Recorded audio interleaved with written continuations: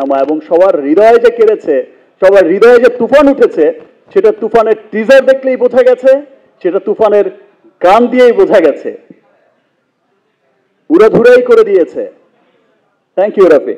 এবং এমন চমৎকার একটা প্রজেক্ট আমাকে নিয়ে ভাবার জন্য। এবং কথাটা এখনো শেষ হয়নি। ও আই এম সরি, আমি ওয়েট করছি, কোনো অসুবিধা নেই। একবারই তো সুযোগ পাবো। আর সুযোগ আরো আছে, সুযোগ আরো আছে আপনার জন্য। সবকিছু এখানে সবাই যা যা মানে প্রশ্ন করতে পারবে, কোনো সুযোগ, অনেক সুযোগ রয়েছে। এনিওয়ে, সবসময় তো আর আমাদের দেখা হয় না। আজ যেহেতু দেখা হয়েছে, অনেকদিন পর আবার দেখা হবে, হয়তো ঈদের পর কখনো এক সময় আবার দেখা হবে সুন্দর একটা মুহূর্তে। বাট আজকের কথাটা আজকেই বলে যেতে চাই। অ্যান্ড আমি ধন্যবাদ জানাই শাকিল ভাইকে। এত চমৎকার একটা প্রজেক্ট শুরু করেছে এবং এই যে চরকিকে সাথে নিয়ে, এসবিএফ কে সাথে নিয়ে এই যে চমৎকার একটা কোলাবোরেশন, এবং প্রত্যেকটা চরকি যেমন তার জায়গায় বিশাল প্রতিষ্ঠিত, এসবিএফ তার জায়গায় কিন্তু বিশাল প্রতিষ্ঠিত।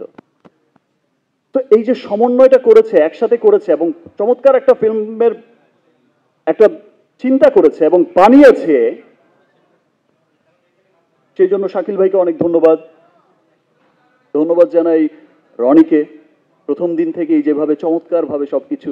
পিয়াস আছে যে সামনে, আর সামনে যারা বসে আছে, আমাদের ডিওপি তাহসিন, আমাদের আর্ট ডিরেক্টর শিহাব, আদনান, তুমি তো ফাটিয়ে দিয়েছো। এনিওয়ে, তুমি আর টাকা চেয়েও না এই ছবিতে, বিকজ এই ছবির পর থেকে তুমি কিন্তু আর্টিস্ট হয়ে যাবে। তো তোমার কিছু দেওয়া উচিত রাফিকে। তারপর সান, আমার কস্টিউম ডিজাইনার, আমার মেকআপ আর্টিস্ট সবুজ, রাকায়েত ভাই যে সামনেই দেখতে পাচ্ছি, কি চমৎকার। আসলে আরো যে কত ভালো ভালো সমন্বয়ে তুফান হয়েছে। সবাইকে আমি অনেক ধন্যবাদ জানাচ্ছি। সবাই সবার জায়গা থেকে এত বেস্ট কাজ করেছে, সেটা তুফান না দেখলে কেউ বুঝবে না। আমি ধন্যবাদ জানাই চঞ্চল ভাইকে, যে জাদুকর বলে, একটু আগেই বলে গেল যে অভিনয়ের জাদুকর, সত্যিই জাদুকর।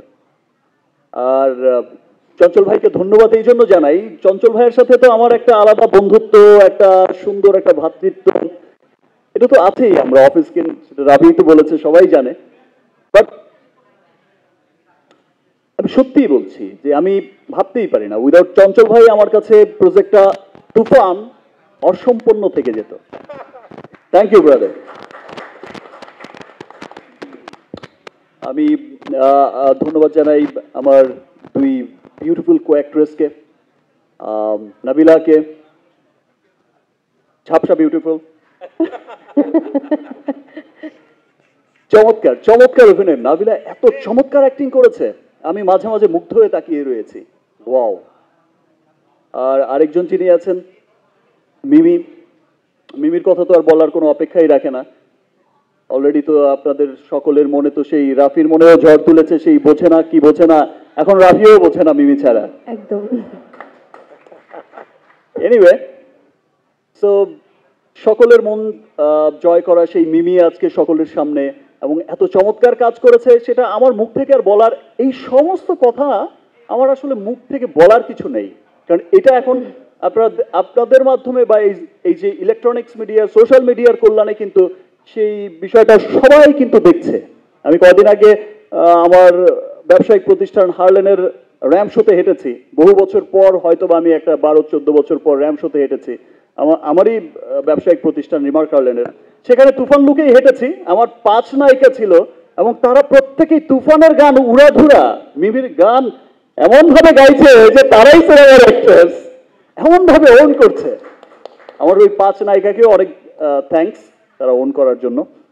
তো মিমিকে অনেক ধন্যবাদ, আমাকে অনেক হেল্প করেছে, মিষ্টি খাইয়েছে। সাকিব ভাই, ও আবার এসে দাঁড়িয়েছে। অসুবিধা নেই, আমি আমারটা বলেই যাব, দাঁড়িয়েই থাকবে। বিকজ আমি এই চান্স কখনো মিস করি না। আমি কখনো মিস করি না আপনাদের সাথে কথোপকথনের, আমি কখনোই মিস করি না আমার ভালোবাসার মানুষদের সাথে ইন্টারাপ্ট করার, ভালোবাসার আদান প্রদান করার। সো আমার কথা মোটামুটি শেষ হয়ে গেছে। তুফানকে যে ভালোবাসা দেশ বিদেশের মানুষ যেভাবে দিয়েছে, দিচ্ছে, ইনশাল্লাহ উই হোপ যে তুফান শুধু বাংলায় নয়, এপার বাংলা ওপার বাংলা, শুধু বাংলাই নয়, এই তুফান বয়ে যাবে গোটা পৃথিবীতে। এবং এই তুফান ঝড় জয় করবে গোটা পৃথিবীর মানুষকে। ধন্যবাদ সবাইকে, থ্যাংক ইউ, ভালো থাকবেন।